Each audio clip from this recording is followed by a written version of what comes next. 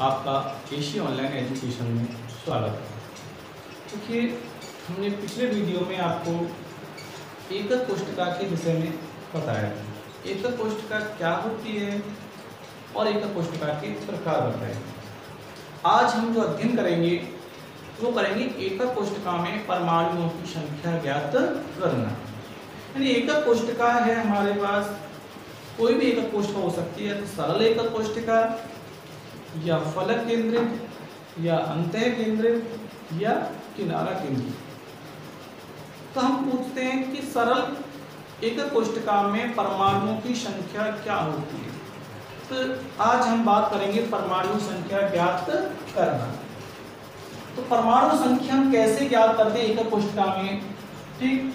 तो बात करते हैं एकक कोष्ठिका में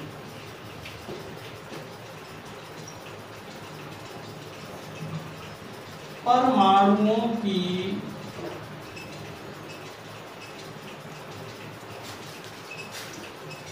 संख्या ज्ञात करना।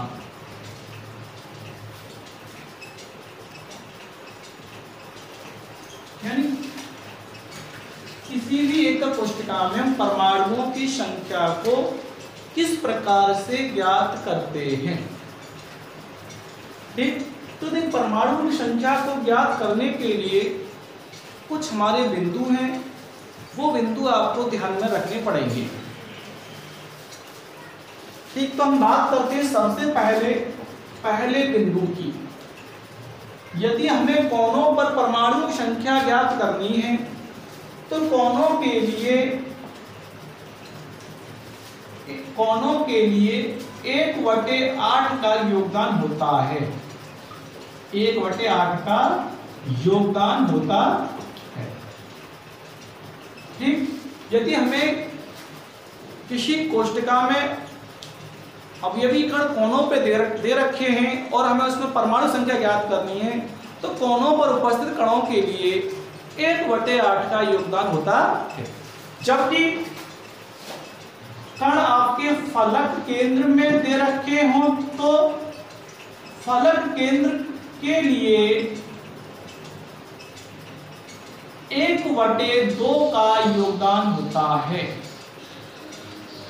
यदि आपको अवयवी कण किसी फलक केंद्र पर दे रखे हैं तो फलक केंद्र में परमाणुओं की संख्या ज्ञात करने के लिए 1/2 का योगदान होता है। तीसरा पॉइंट, यदि आपको अवयवी कण अंतः केंद्र में दे रखे हों तो अंतः केंद्र के लिए 1 का योगदान होता है। तो आपको परमाणु की संख्या ज्ञात करनी है किसी कोष्ठिका में, तो आपको ये 3 बिंदु याद होने चाहिए, ठीक। जैसे अब मैंने बताया, यदि कोनों पर उपस्थित कणों के लिए 1/8 का योगदान होता है, जबकि फलक केंद्र के लिए 1/2 का योगदान होता है और अंतः केंद्र के लिए 1 का योगदान होता है। मैं एग्जाम्पल आपको बात करता हूं, एग्जाम्पल समझाते हैं जैसे कैसे ज्ञात करते हैं। सबसे पहला एग्जाम्पल हम सरल एकक कोष्ठिका ही लेते हैं। सरल एकक कोष्ठिका। सरल एकक कोष्ठिका में कुल कितने परमाणु उपस्थित होते हैं। क्वेश्चन ये आता है कि सरल एकक कोष्ठिका में कुल परमाणुओं की संख्या की गणना कीजिए। तो हमें परमाणु संख्या कैसे ज्ञात करनी, क्योंकि बताया था सरल एकक कोष्ठिका क्या होती है। पिछले वीडियो में हमने बताया था ऐसी एकक कोष्ठिका जिसमें अवयवी कण कोष्ठिका के केवल कोनों पर उपस्थित होते हैं, केवल कोनों पर उपस्थित होते हैं, सरल एकक कोष्ठिका कहलाती है। होने का मतलब ये हमने बताया थे पीछे वीडियो में आपको। अब हम बात करते हैं इस कोष्ठिका में कुल परमाणुओं की संख्या कितनी होगी, कुल परमाणु कितने होंगे इसमें हमारे। देखिए, तो हमें सबसे पहले यह देखना है कि इस एकक कोष्ठिका में अवयवी कण कहां उपस्थित है। इस एकक कोष्ठिका में अवयवी कण सिर्फ और सिर्फ कोनों पर उपस्थित हैं और हमें बताया कोनों के लिए 1/8 का योगदान होता है। तो हमें पहले निकालने हैं कोनों पर उपस्थित कणों की संख्या। कणों की संख्या ज्ञात करनी है हमको। तो कैसे ज्ञात करते हैं? देखिए हमारे कोने कितने हैं? 8। कितने कोने हैं? 8। 8 होते हैं, मैं पीछे बताया था पिछली वीडियो में। तो 1 2 3 4 5 6 7 8 8 कोने हैं, यानी कह सकते हैं 8 अवयवी कण हैं। जबकि हमने कहा है कि इनमें परमाणु संख्या ज्ञात करनी कोने में, तो कोने के लिए 1/8 का योगदान होता है। तो 1/8 मतलब मल्टीप्लाई 1/8, ये तो हो गया। कैलकुलेशन करेंगे इसकी तो अंश से हर कट जाता है, कितना बचा आपका? 1। यानी हम कह सकते हैं सरल एकक कोष्ठका में आपका एक परमाणु उपस्थित होगा। ठीक, यदि आपसे कोई क्वेश्चन पुटअप करता है कि सरल एकक कोष्ठका में कितने परमाणु उपस्थित होते हैं, तो सरल एकक कोष्ठका में आपका एक परमाणु उपस्थित होता। ठीक है। अच्छा, जैसे सेकंड एग्जांपल की बात करते हैं हम। अब सेकंड एग्जांपल लेते हैं, फलक केंद्रित एकक कोष्ठिका। फलक केंद्रित एकक कोष्ठिका क्या थी हमारी?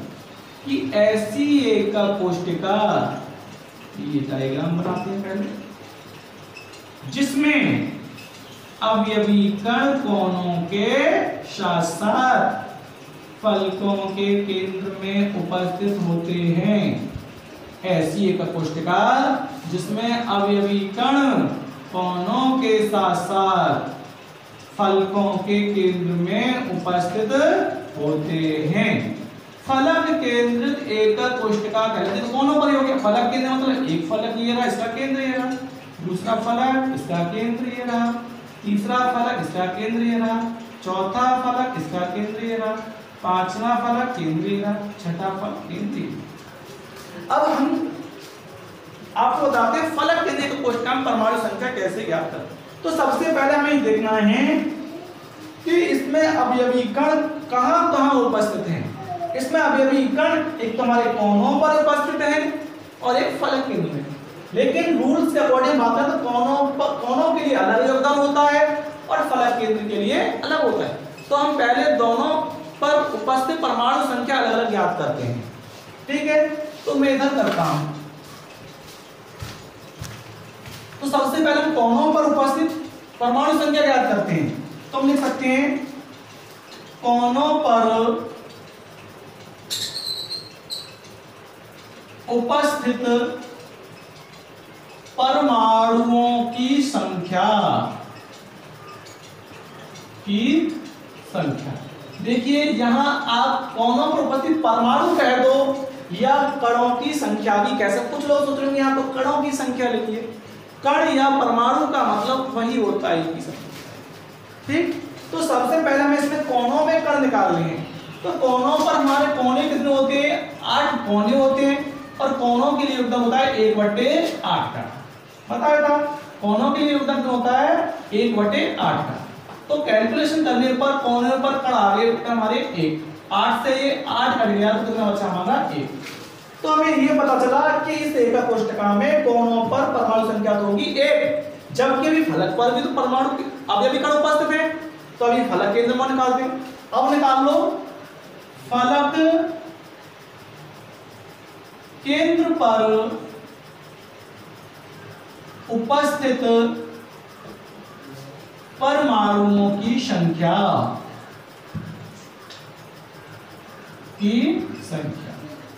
देखिए फलक केंद्र कितने हमारे 1 2 3 4 5 6 फलक केंद्र है।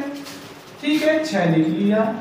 गुणा हमने कहा फलक केंद्र के लिए कितने का योगदान बताया हमने, फलक केंद्र के लिए 1/2 का योगदान होता है। तो मल्टीप्लाई 1/2